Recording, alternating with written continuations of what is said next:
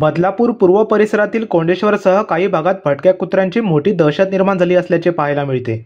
याच परिसरात एकाच दिवसात एकूण 14 जणांना कुत्र्यांनी चावा घेतला असल्याची माहिती समोर आली आहे। यामध्ये लहान मुलांपासून वयोवृद्ध महिला तसेच इतर स्थानिक नागरिकांचा समावेश आहे। कुत्रा चावल्यानंतर पीडित नागरिकांनी उपचारासाठी बदलापूर ग्रामीण रुग्णालयात धाव घेतली आहे, परंतु या ठिकाणी आवश्यक सामग्री उपलब्ध नसल्याने या रुग्णावर उपचार करण्यास रुग्णालयातील डॉक्टरांनी नकार दिला असून त्यांना उल्हासनगर येथील सेंट्रल हॉस्पिटलमध्ये जाण्याचा सल्ला दिला असल्याने नागरिकांनी संताप व्यक्त केला आहे। भटक्या कुत्र्यांचा प्रश्न हा अनेक वेळा ऐरणीवर आला असताना देखील नगरपालिका प्रशासन किंवा आगामी होणाऱ्या निवडणुकीत व्यस्त असलेले लोकप्रतिनिधी याकडे लक्ष देत नसल्याचे दिसून येत आहे। यामुळे नगरपालिका प्रशासन आणि लोकप्रतिनिधी यांच्या विरोधात मोठ्या प्रमाणात नाराजीचा सूर उमटला जात असून भटक्या कुत्र्यांचा बंदोबस्त तातडीने करण्याची मागणी केली जात आहे।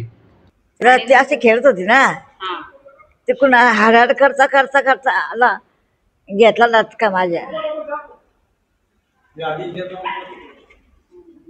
पडवीमध्ये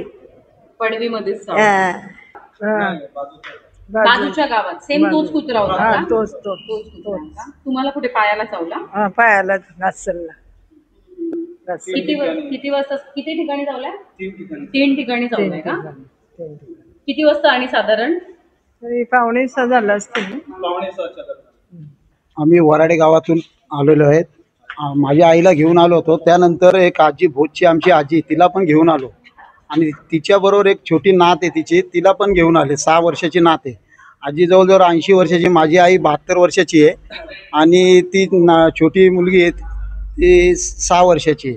कुत्र्याने एवढा मोठा चावा घेतला आहे की जखमांना इथे उपचार होत नाही, तर आम्हाला त्यासाठी सेंट्रल हॉस्पिटलला पाठवायला लावले। सेंट्रल हॉस्पिटलला पाठवायला लावले, तिथे सोय होत नाही, तर इथे शासनाला आणि लोकप्रतिनिधींना विनंती आहे की इथे ती आपल्याला त्याचं उपचार व्हावेत, असे सर्जन डॉक्टर इथे नेमावेत।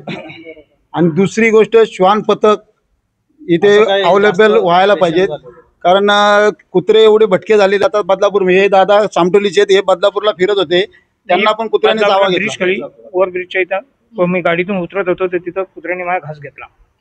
गाडीतून उतरल्या चावा घेतला माझे। शासनाला विनंती आहे की श्वान पथक नेमणूक करावी आणि सर्व नागरिकांना सतर्क राहण्याची आवाहन करावे।